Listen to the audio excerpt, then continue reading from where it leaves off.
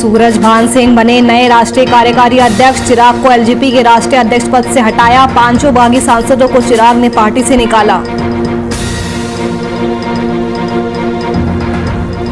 बिहार में कल से अनलॉक 2 की शुरुआत। सरकारी प्राइवेट ऑफिस के समय को 5 बजे तक बढ़ाया गया। नाइट कर्फ्यू रात 8 से सुबह 5 बजे तक।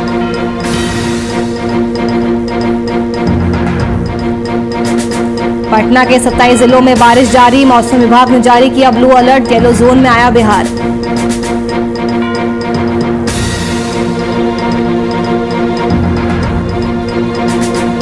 पटना से कोरोना टीका जागरूकता रथ रवाना। बीजेपी दफ्तर से कार्यक्रम का शुभारंभ। बिहार बीजेपी अध्यक्ष, डिप्टी सीएम समेत अन्य लोग मौजूद।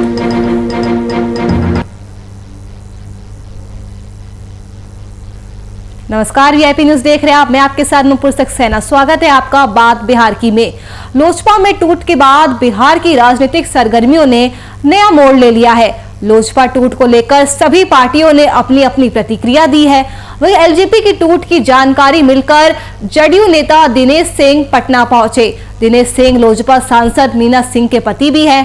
मीडिया से बातचीत के दौरान उन्होंने एलजेपी की टूट का जिम्मेदार चिराग पासवान को बताया है।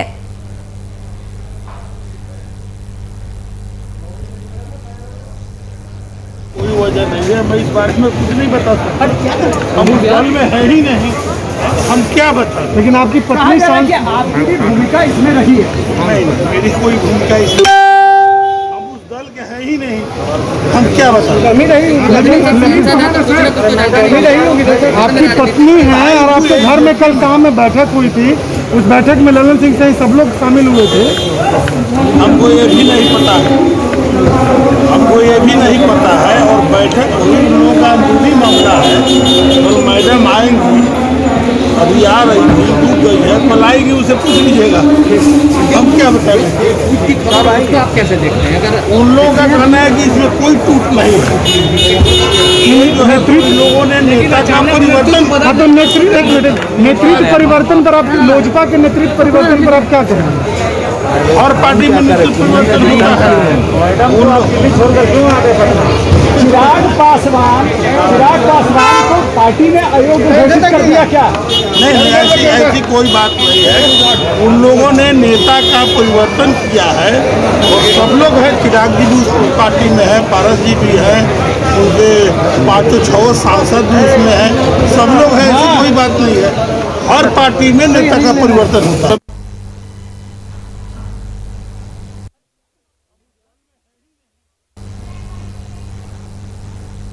बीजेपी प्रदेश कार्यालय से कोरोना टीका जागरूकता रथ को रवाना किया गया, जिसका उद्घाटन बीजेपी प्रदेश अध्यक्ष संजय जायसवाल, बिहार के डिप्टी सीएम तारकेश्वर प्रसाद, डिप्टी सीएम रेणु देवी और बिहार के स्वास्थ्य मंत्री मंगल पांडे ने किया। इस मौके पर डिप्टी सीएम तारकेश्वर प्रसाद ने कहा कि गांव-गांव तक किसानों में जागरूकता फैलाने के लिए इस प्रचार रथ को रवाना किया गया है।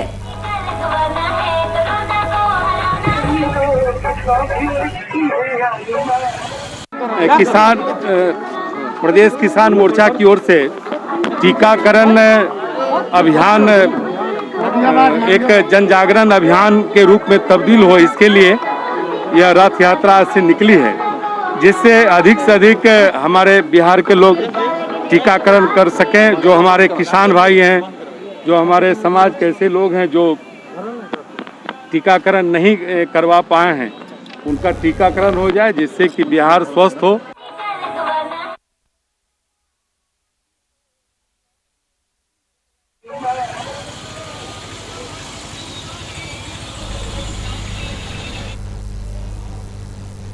लोक जनशक्ति पार्टी की टूट के बाद राजधानी में इसका व्यापक असर देखने को मिला है।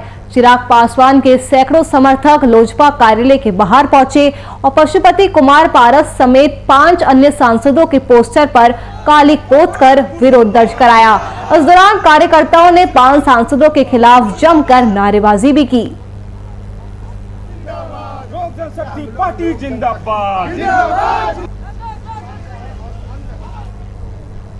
बिहार में कोरोना संक्रमण की मौजूदा स्थिति का जायजा लेने के लिए सीएम की अध्यक्षता में बैठक का आयोजन किया गया।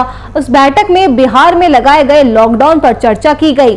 इस बैठक में सीएम नीतीश कुमार ने नियमों में बदलाव करते हुए अगले 1 हफ्ते के लिए रियायत देते हुए सरकारी दफ्तर और दुकानों को खोलने की अनुमति दे दी है। साथ ही नाइट कर्फ्यू का समय भी रात 8 बजे से सुबह 5 बजे तक लागू कर दिया है। बैठक में लिए गए फैसलों को सीएम ने ट्वीट कर साझा किया।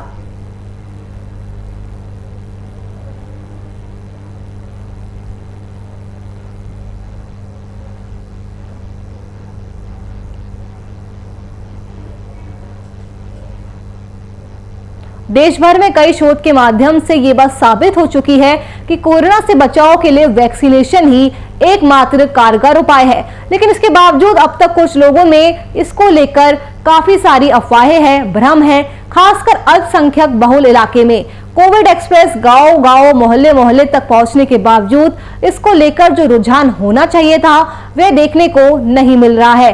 कटिहार नगर क्षेत्र के अल्पसंख्यक बहुल इलाके में लोग इसे लेने से कतरा रहे हैं। वही ग्रामीण इलाकों में वैक्सीन को लेकर जागरूक कर रहे जनप्रतिनिधियों के लिए भी ये एक चुनौती साबित हो रही है।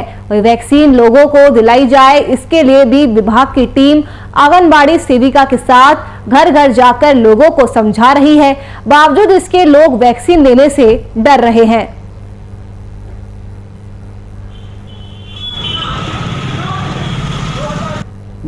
दो तीन दिन पहले तो शिविर लगा था यहाँ पे, तो कोई भी डर से कोरोना वैक्सीन का नहीं लिया। और इधर जागरूकता का थोड़ा सा कमी के साथ जो है पब्लिक लोग डरा हुआ है।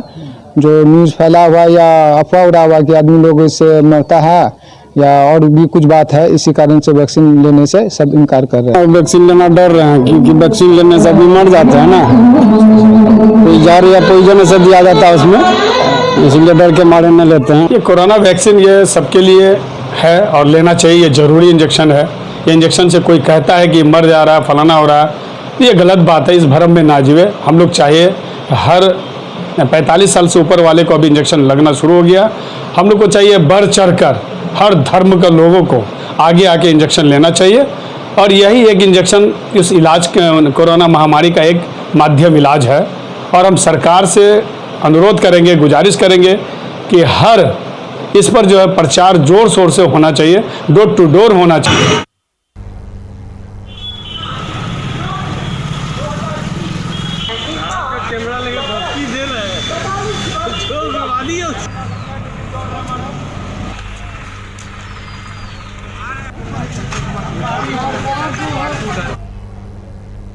मोतिहारी में निगरानी की टीम की एक बड़ी कार्रवाई सामने आई है, जहां एक कार्यपालक अभियंता को 80,000 रुपए बतौर घूस लेते निगरानी की टीम ने पकड़ा है।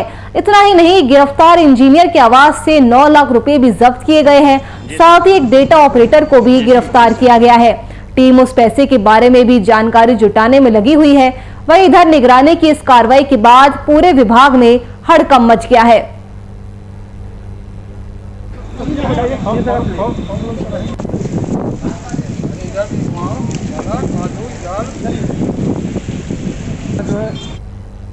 बिहार में मानसून की पहली बारिश ने सभी जिलों के नगर निगमों की कार्यशैली को कटघरे में खड़ा कर दिया है। सभी जिलों का नजारा लगभग एक ही जैसा है।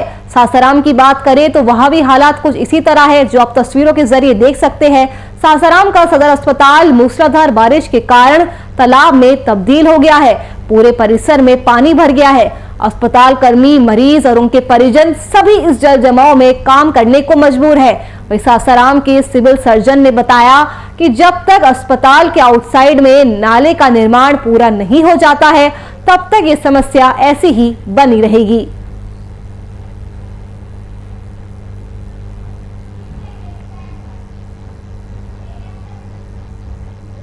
बेगूसराय में इस वक्त की सबसे बड़ी खबर सामने आ रही है, जहां विद्या के मंदिर में शराब के कारोबार का भंडाफोड़ हुआ है। स्थानीय पुलिस और उत्पाद विभाग की टीम ने जिले के चर्चित APSM कॉलेज में 4081 लीटर शराब को जब्त किया है।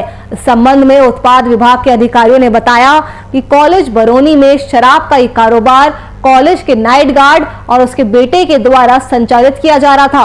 फिलहाल पुलिस आगे की कार्रवाई कर रही है।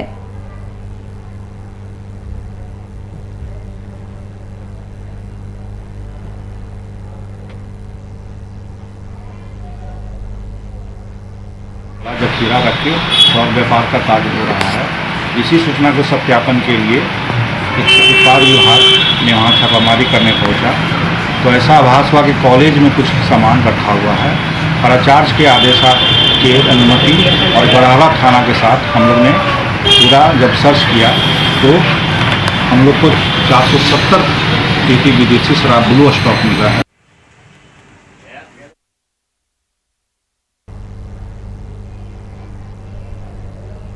मुख्यमंत्री नीतीश कुमार के जल जीवन हरियाली पर आपको बता दें, पंचायत प्रतिनिधि और अधिकारी ग्रहण लगा रहे हैं। नरेगा विभाग में धांधली भारी पैमाने पर हो रही है।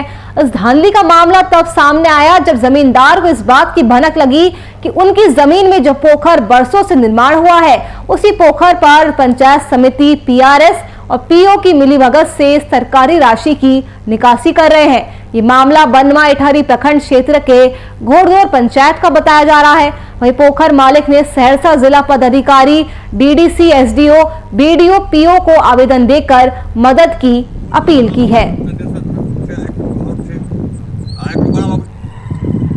अनिल मिश्रा बोल गए कि आप आइए यहाँ।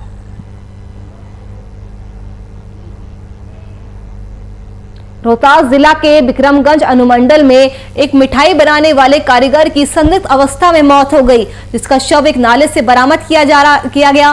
बताया जा रहा है कि जब वे काम करके घर लौट रहा था तो उसी दौरान नाले में वो गिर गया, जिससे उसकी मौत हो गई, जबकि परिजन इसे मानने को तैयार नहीं है। परिजनों का कहना है कि उसकी मौत के पीछे कहीं ना कहीं कोई साजिश है। उधर व्यक्ति की मौत के बाद परिजनों में हाहाकार मच गया है। मृतक के शव को पोस्टमार्टम के लिए सासाराम के सदर अस्पताल भेज दिया गया है।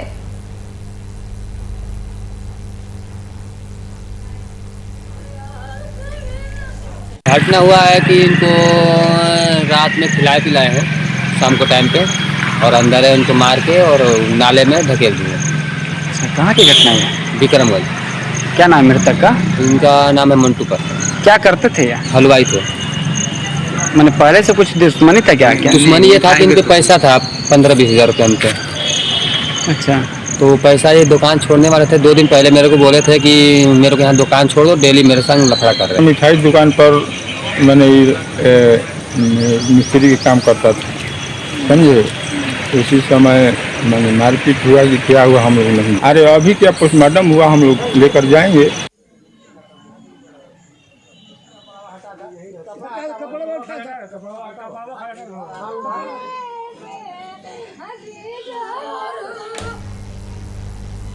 कैमूर से एक बड़ी खबर सामने आई है, जहां एक नाबालिग को शादी का झांसा देकर युवक ने उसके साथ शारीरिक संबंध बनाए और फिर फरार हो गया।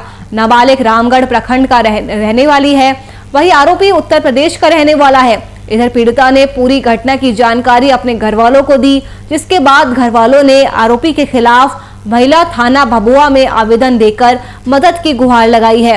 इधर पुलिस आरोपी के खिलाफ गिरफ्तारी के लिए छापेमारी कर रही है।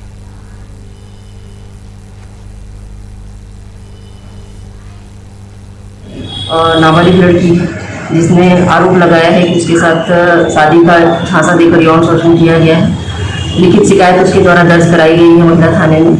कार्रवाई की जा रही है, मेडिकल कराया गया है और 164 का बयान करवा लिया गया है। लड़के के लिए छापेमारी की जा रही है, अविलंब गिरफ्तारी कर ली जाएगी।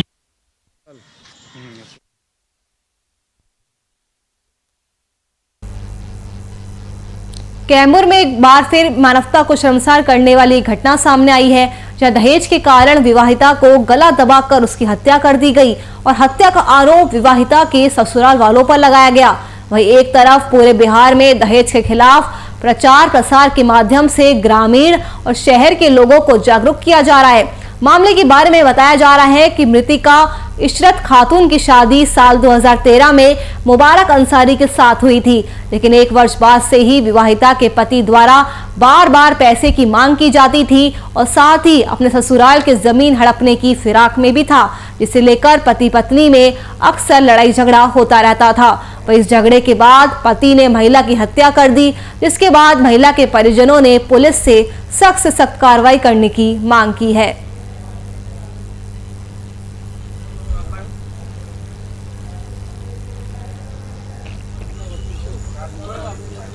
लड़की को बार बार मारेगा, पीटेगा, उसे दहेज मांगेगा, उसको सजा दिया जाएगा। इसका इंसाफ दीजिए। अरे उसका भाई हमेशा पैसा देता है, ऑपरेशन करा करा 3-3 को 4-4 को बच्चा हुआ यहाँ पे, हमेशा दवाई करता है, इलाज करता है, हर चीज पहुंचाता है।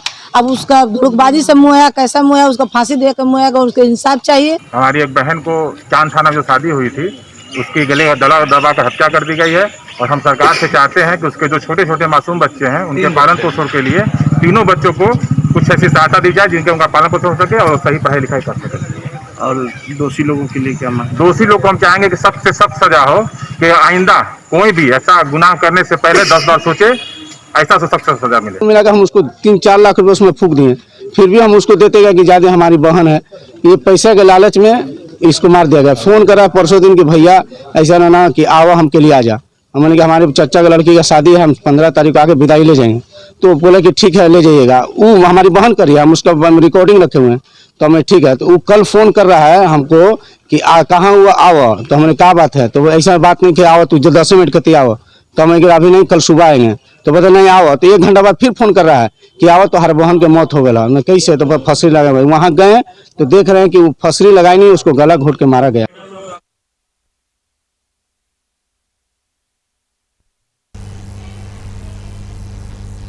उत्तरी बिहार में मानसून की दस्तक देने से पहले ही दिन रात से हो रही बारिश ने किसानों की परेशानियां बढ़ा दी है।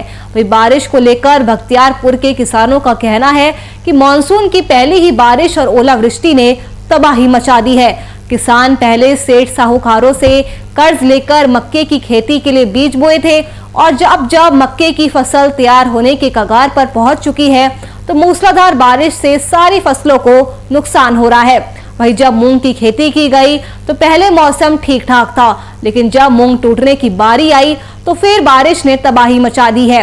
बीते 3 दिनों से दिन रात हो रही बारिश से किसान पूरी तरह बर्बाद हो चुका है। किसानों की मुख्य फसल मक्के की फसल और दलहन में होती है। मूंग की फसल जिसमें किसानों को अच्छा मुनाफा भी होता है, लेकिन बारिश के कारण सभी चीजों पर पानी फिर गया है। वही सरकारी लाभों की अगर बात करें तो सरकार की तरफ से कोई स्कीम आती है तो सिर्फ कृषि पदाधिकारी द्वारा उसका लाभ उठाया जाता है।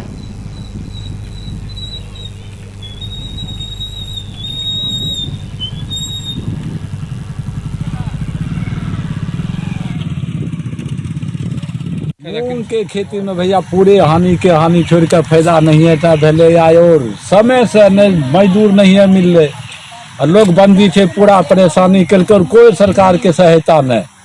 अगर सहायता अबो के ले तो जमींदार का कुछ नहीं, बगैर जमींदार के पूरा सही।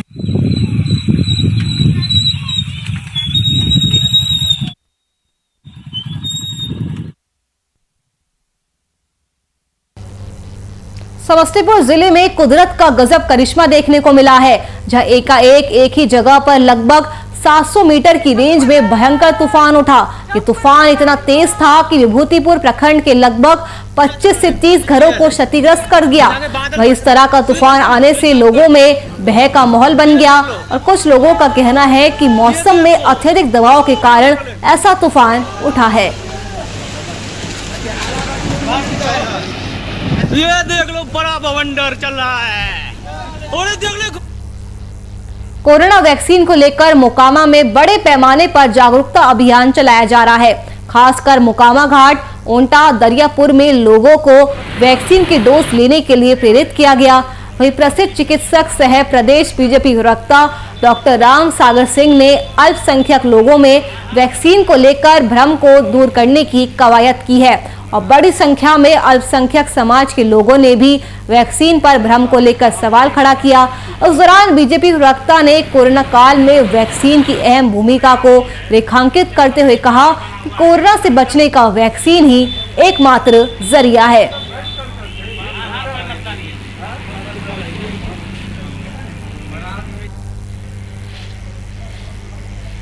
इस तरह का महामारी था कि जल्दी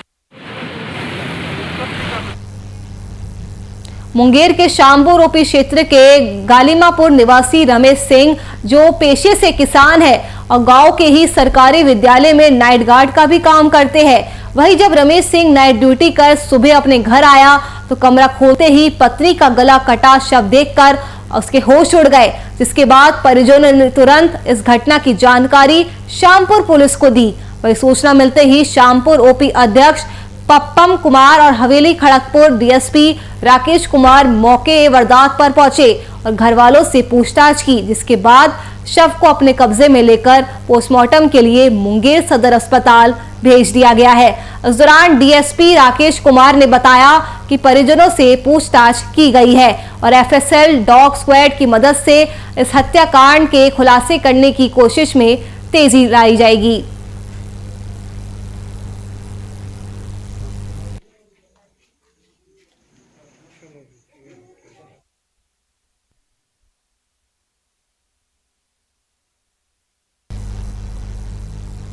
राजधानी में मौसम विभाग के अलर्ट के बावजूद भी सरकार और नगर निगम के दावों की लगातार पोल खुलती नजर आ रही है। बीती रात लगातार चंद घंटों की बारिश ने जल जमाव की समस्या लोगों के सामने खड़ी कर दी। हालांकि सरकार निगम पर करोड़ों खर्च करने के बावजूद भी राजधानी के लोगों को जल जमाव का सामना करना पड़ रहा है। बता दें कि नजारा पटना के वार्ड 48 कदम कुआ सैदपुर इलाके का है, जहां चंद घंटों की बारिश ने लोगों को सड़कों पर चलना दूभर कर दिया।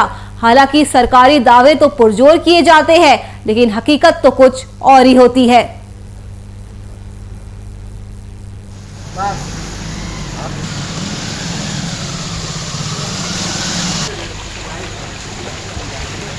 तस्वीरों के जरिए आप देख सकते हैं किस तरह से ये तस्वीरें प्रशासन के दावों की पोल खोलती है, नगर निगम के दावों को पोल खोलती तस्वीरें, जहां पर जल भरा हुआ है। यातायात में काफ़ी सारी परेशानियों का सामना करना पड़ रहा है। आवाजाही में लोगों को कई सारी दिक्कतों का सामना करना पड़ रहा है। तो प्रशासन दावे तो बहुत करता है, लेकिन तस्वीरें हकीकत को बयां कर ही देती है। तस्वीरों आप देख सकते हैं किस तरह से वहां पर पानी भरा हुआ है, लोगों को आने जाने में दिक्कतों का सामना करना पड़ रहा है। वाहनों को भी आवाजाही में कई तरह की मुश्किलें हो रही है। तो नगर निगम के दावों की पोल खोलती ये तस्वीरें, जहां पर पूरे क्षेत्र में जल जमाव हो गया है, क्षेत्र में पानी भर गया है, लोगों को कई तरह की परेशानियों का सामना करना पड़ रहा है। तो पटना की तस्वीरें जो नगर निगम के दावों की पोल खोल रही है।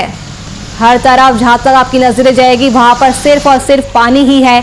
आप देख सकते हैं तस्वीरों में किस तरह लोगों को वहां से आने जाने में भी कितनी मुश्किलों का सामना करना पड़ रहा है।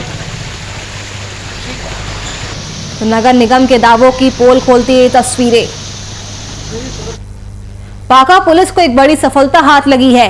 बेलहर थाना और एसएसबी बेलहर ने संयुक्त छापेमारी कर आम गढ़वा गांव से 2 हथियार तस्करों को गिरफ्तार किया है। तस्करों के पास से देसी मस्कट, 1 लंबे बैरल का देसी कट्टा, 3 जिंदा कारतूस, एक मोबाइल फोन भी जब्त किया गया है। दोनों व्यक्ति पहले भी शराब मामले में जेल भेजे जा चुके हैं। फिलहाल पुलिस आगे की कार्रवाई में जुटी हुई है।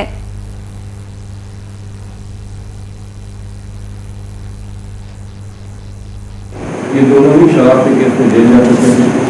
इनका एक और भाई पप्पू यादव हत्या, लूट, डकैती आदि के केसेस में गिरफ्तार किया गया है। पिछले दिनों में घटना घटी की हत्या की, उसमें वो वांटेड था, अभी कई वांटेड था।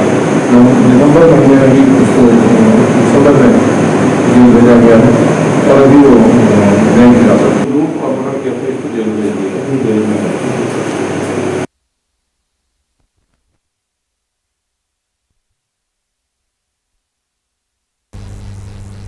बेतिया से खबर सामने आई है, जहां चंद्रवत नदी में एक बच्ची डूब गई। ये मामला कालीबाग ओपी क्षेत्र का बताया जा रहा है। बच्ची की डूबने की खबर से पूरे गांव में अफरा तफरी का माहौल हो गया। वहीं ग्रामीण बच्ची की तलाश में जुट गए। इधर उसकी सूचना पुलिस को भी दी गई, पर अब तक एनडीआरएफ की टीम मौके पर नहीं पहुंची है, जिसमें ग्रामीणों में आक्रोश देखा जा रहा है।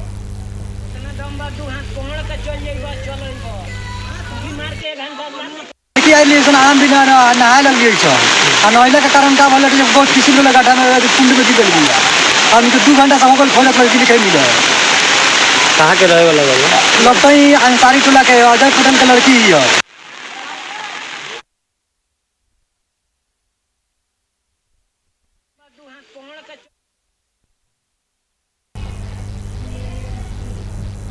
इन दिनों मधेपुरा जिले के मुरलीगंज क्षेत्रों में लगातार चोरों के द्वारा चोरी की घटना को अंजाम दिया जा रहा है। ये ताजा मामला मुरलीगंज के हरिओम खाद बीज भंडार का है, जहां देर रात अज्ञात अपराधियों ने 70 से 80 हजार के बीज और अन्य सामग्री की चोरी को अंजाम दिया। वही घटना के बारे में बताया जा रहा है कि कुछ दिन पहले भी कई दुकानों से चोरी की घटना सामने आई है।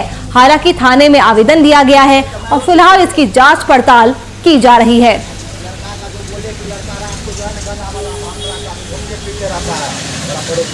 एक पड़ोसी है मेरा पीछा वाला, इससे पहले भी एक बार हुआ था, थोड़ा छोटा मोटा चोरी हुआ था जिसमें कि कैश लिया था लगभग खुदरा वगैरह 2-3 हज़ार रुपया। उसमें हम तो समझा बुझा के छोड़ दिए थे। ठीक है, दोबारा अगर इसका नाम हम बोले कि हमसे मारपीट भी करने लगा। मारपीट कब क्या है? अभी सुबह में 7-7:30 बजे। तो रात में जो चोरी हुआ है कितना लमसम का चोरी हुआ है? लगभग 70 से 80 हज़ार रुपये। 70-80 हज़ार रुपया का? हाँ। क्या क्या सामान था उसमें? उसमें धान का बीज था, तरजू था, कैश था।